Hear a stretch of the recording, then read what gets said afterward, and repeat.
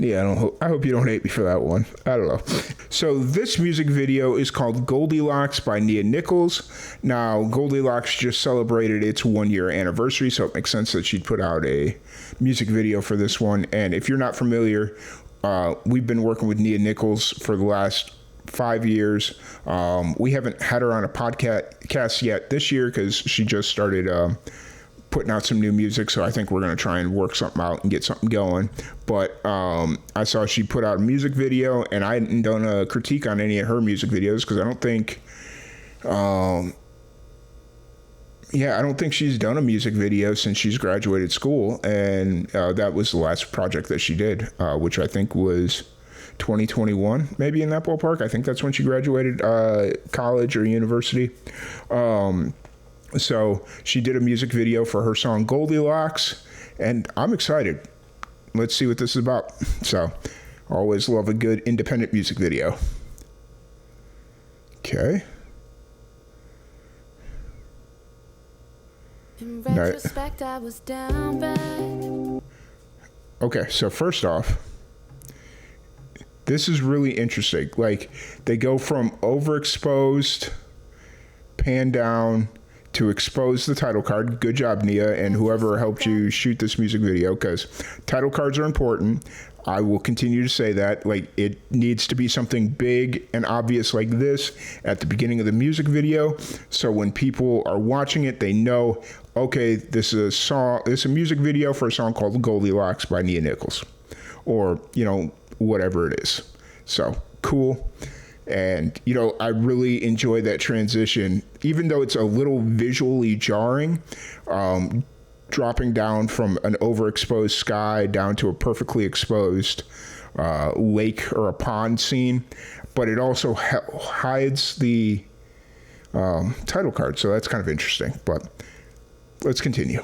Down bad, you saw me as your one-trip fantasy. Quick, they almost saw you. To be seen with me romantically. I don't know what you want. I know you think you're the star, so you recklessly handled me. You might have written the script, but I'm the one they paid to. Hold on a second. Let's run this back a little bit, because it felt like that sliding shot from behind the tree, which they are trying to simulate the guy walking past seeing Nia on the pier. I kind of wish hang on, let's just watch it again, because maybe my eyes are playing tricks on me. So you hold my hand, I know you're embarrassed to be seen with me. Okay, here we go. I don't know what you want. I know you think you're the star, so you. Okay, I get it now. Okay, never mind. Because the first part they were pushing or sliding into the tree, and then the second part they were sliding out of the tree. But if that's the case, why did the guy stop? I don't know. Maybe I'm overthinking it, but.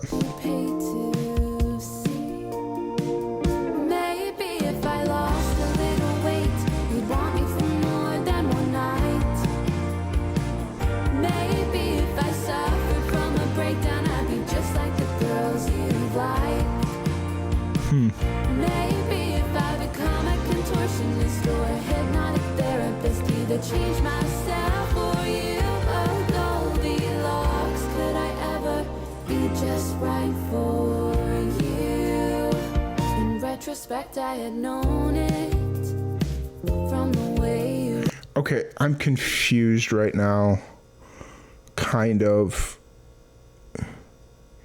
Like, I think they should have hinted to the idea at the beginning that she saw the guy, because the way it comes off at the beginning of the video is the guy is eyeing her and looking at her, and she's paying him no attention. So it almost feels like the roles are in the song. It's the girl chasing the guy, but in this video, it almost feels like the guy's chasing the girl. And then once Nia, or the main character, we'll just go with Nia, comes out and she's the one with the eyes for the guy, that just kind of comes off a little weird. Yeah, and maybe it was something I missed. Like 100% could be something I missed from the transition of her on the pier to her with the guitar case on her back, following the guy into the house or whatever it is. So. Rushed right in, took it from 0 to 100, treating me just like that. Okay, so I've seen the behind the scenes photos, so I know kind of have an idea where this video is going.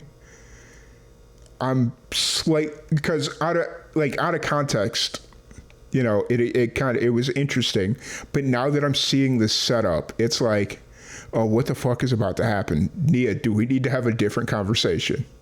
Like, come on, what is going on here? I held you in the highest regard. I turned you into my art.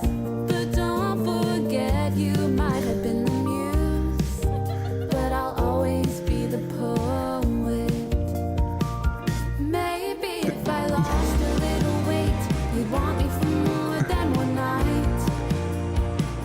Maybe if I Okay, first off, this chick is psychotic. First off, some random woman just hands you a bucket of or a basket of apples, and you're just gonna dive right in without even thinking about it. My girl, we're in 2025. You got to double think about this shit. I'ma break down, I'd be just like the girls you like. Maybe if I What the fuck is to a hypnotic therapist, Oh, now for you, oh Goldilocks, could I ever be just right for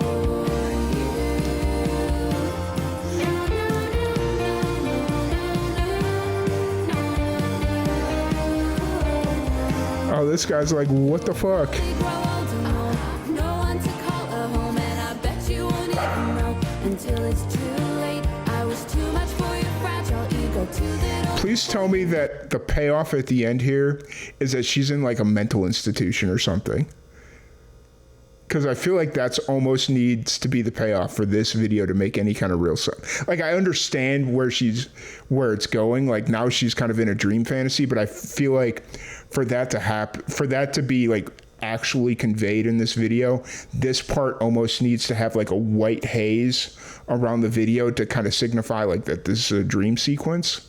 Or if the entire video is a dream sequence and this is like some kind of wild thing that she's been thinking in her head and she's like in a mental institution or something, that probably, then this all makes sense. But like in the moment, looking at it as I see it now, reacting to it live, it almost feels like that this part, because this is like something that she envisions and dreams is actually happening, this needs to have like a white border or a white cloud around it to signify, like, or something done different to this visually. Like going back to her playing on the pier, it was kind of had a film, it had kind of more of a grainy film look, maybe doing that to this part, and just so it visually represents her perspective, like her, what's going on in her imagination.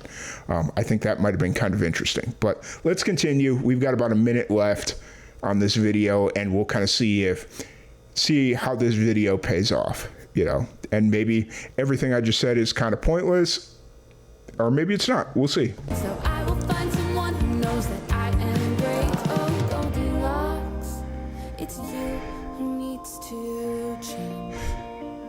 Maybe if I lost a little weight, you'd want me for more than one night. Yeah.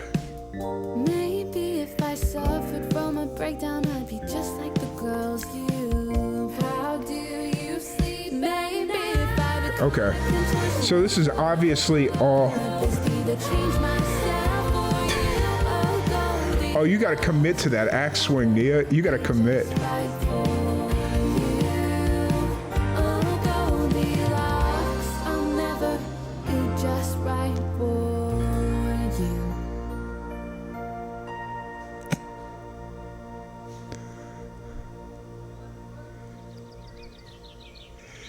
All right.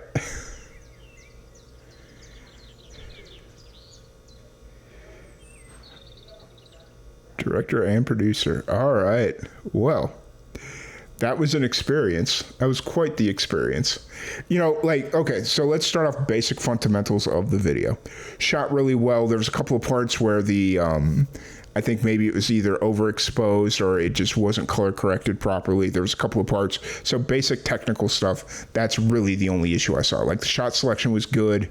It was different. I feel like there at the end with the axe swinging, Nia needed to commit a little bit better. Like I understand it's an actual axe and there's certain safety procedures and all that jazz. So I get it, but I feel like it needed to be committed a little bit better because you could just kind of tell she wasn't like fully going. And honestly, they could have probably shot it a little bit differently, shot it at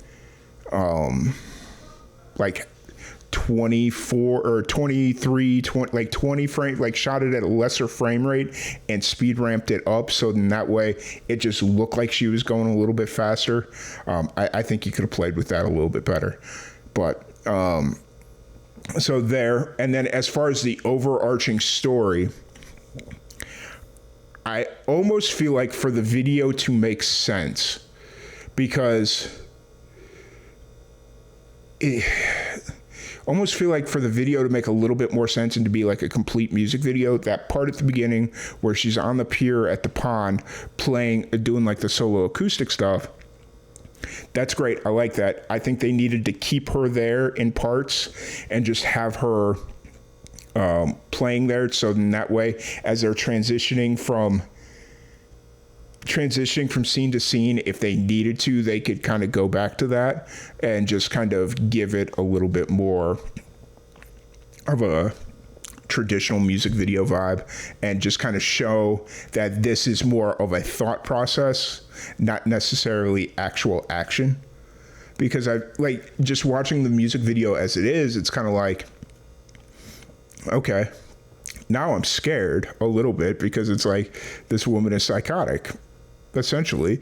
But I feel like these are actual raw emotions that people are dealing with, and I don't know.